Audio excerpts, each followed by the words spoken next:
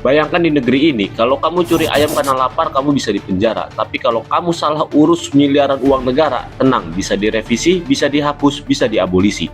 Karena kenapa harus takut pada hukum kalau kamu kenal yang bisa bikin hukum itu sendiri?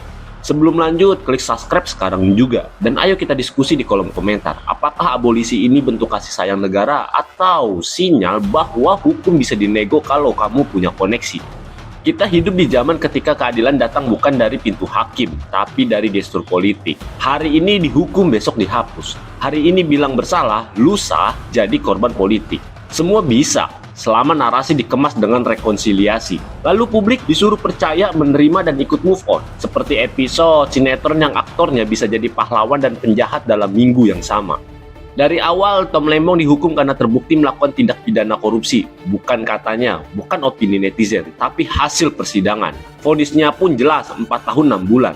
Tapi sebelum banding selesai, tiba-tiba dihapus. Seperti whiteboard, penuh kesalahan, tinggal disapu satu tisu. Dan ini bukan pertama kalinya. Kita sudah akrab dengan gaya drama king. Keputusan diambil cepat-cepat, lalu dibatalkan setelah netizen ribut. Dulu soal subsidi, batal.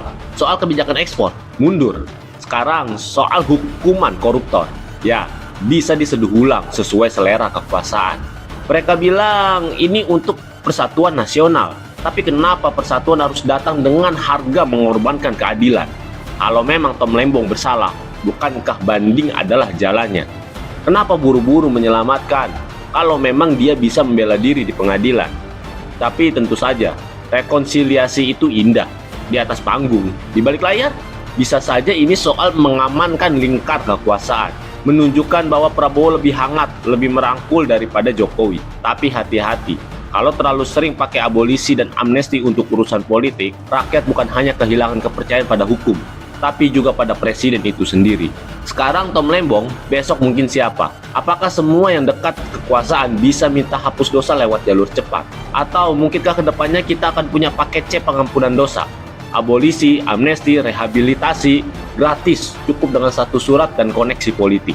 Klik subscribe sekarang juga dan jawab di kolom komentar. Menurut kamu, apakah abolisi ini bentuk keadilan baru?